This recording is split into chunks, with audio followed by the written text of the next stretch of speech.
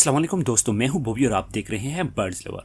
आज हमारी वीडियो रमज़ान के बारे में होने वाली है कि हम रमज़ान में अपने बर्ड्स की कैसे केयर कर सकते हैं। आप लोग भी हैरान होंगे कि रमज़ान में ऐसी कौन सी चेंजेस हैं जो कि हम लोग करते हैं और हम अपने बर्ड्स को उसकी वजह से काफ़ी डिस्टर्ब कर देते हैं। आज मैं आपको कुछ ऐसी चीज़ों के बारे में बताने वाला हूँ जो कि अगर आप फॉलो करते हैं तो आपके बर्ड्स ना डिस्टर्ब होंगे और आपके बर्ड्स में कोई मसला नहीं आएगा।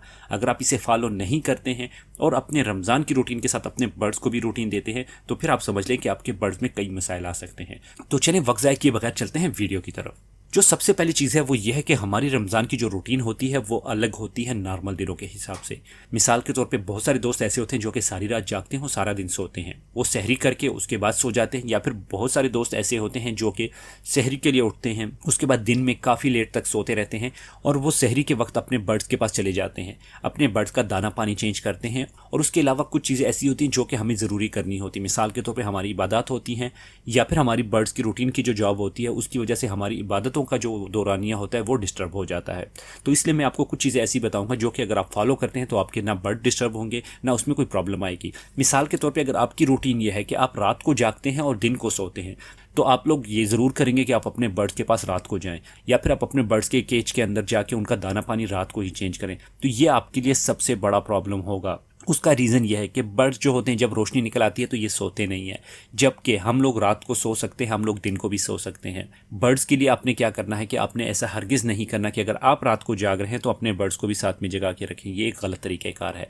आपने रात को जागना है, मगर सुबह की नमाज़ तो हर कोई पढ़ता है क्योंकि रमज़ान है। अगर आप सुबह की नमाज़ नहीं पढ़ते तो मेरे ख्याल में शायद फिर आपको रोज़ा भी नहीं रखना चाहिए।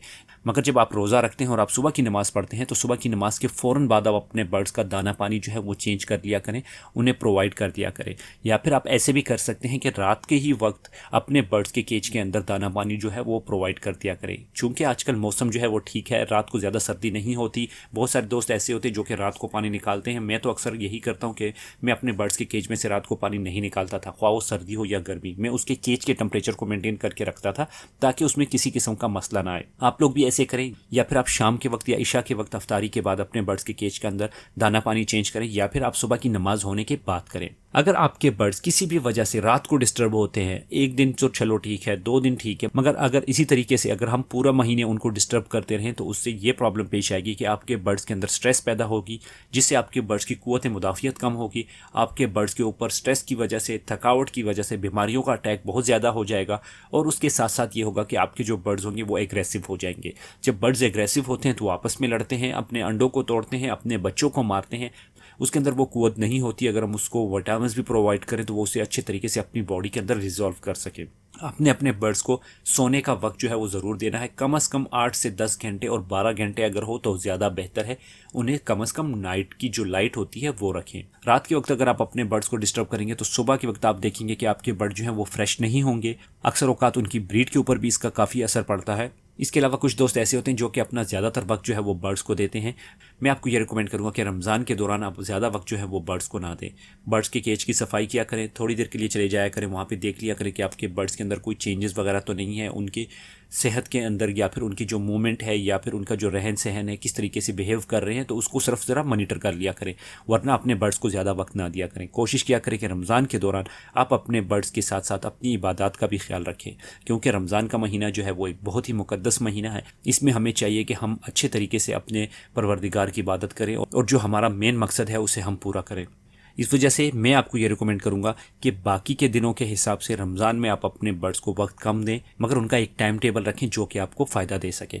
बाकी आपको तो पता है कि रमज़ान में अगर हम एक नेकी भी करते हैं तो उसके कई फ़ायदे होते हैं। अगर आप अपने बर्ड्स को दाना पानी भी डालते हैं तो उसे भी एक नेकी समझ कर ही डालें, क्योंकि जो लोग बेज़बान चीज़ों के ऊपर रहम करते हैं और उनका ख्याल रखते हैं तो अल्लाह उसका काफ़ी बड़ा अजर देता है। इस तरह एक चीज़ ये कि आप अपने इर्द गिर्द लोगों को भी देखें। आपके मोहल्ले में ऐसे बहुत सारे लोग होंगे जो कि गरीब होंगे, जिनको खाने पीने की ज़रूरत होगी, जिनको अफ्तारी की ज़रूरत होगी। तो कोशिश किया करें कि अपने घर की एक छोटी सी प्लेट के अंदर भी कुछ डाल के उन्हें ज़रूर दे दिया करें, या फिर इसके अलावा अपनी इस्तिताअत के हिसाब से उन्हें ज़रूर दे दिया करें।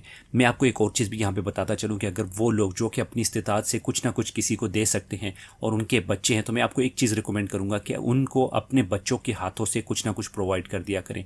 अपने बच्चों को वो पैसे दें, अपने बच्चों को खाने की चीज़ें दें कि ये जाके फ़लाँ को दे दो। उसका एक रीज़न ये होता है कि आपके बच्चों का माइंड जो है ये बन जाता है कि हमें देने वाला बनना है, और ये बहुत ही बड़ी बात है। ये आपके ऊपर अल्लाह की रहमत होती है कि जब आप देने वाले होते हैं, क्योंकि अगर अल्लाह ने आपको इस्तिताअत दी है तो आप उसे इस्तेमाल करें। रमज़ान में अपने और अपने साथियों के, अपने इर्द गिर्द लोगों का ख़ास ख्याल रखें, अपने बर्ड्स का ख़ास ख्याल रखें, और इंशाल्लाह आप देखेंगे कि जो शख्स ये सदका, खैरात, ज़कात ये चीज़ें देगा तो आगे जाके उसे इससे बहुत ज़्यादा फ़ायदा मिलेगा। और अगर आप हर रोज़ के हिसाब से भी मिसाल के तौर पे 5 रुपये भी देते हैं, 10 रुपये भी देते हैं, तो आप यकीन माने जिस दिन वो कबूल होंगे, अगर कोई भी रमज़ान का एक दिन कबूल हो गया तो आप सोच लें कि उसका आपको कितना बड़ा फ़ायदा होगा।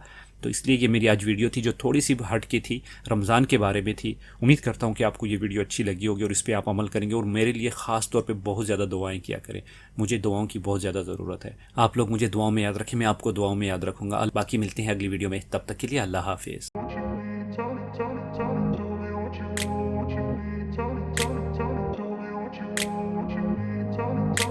I grew up in a place where they told you what to chase.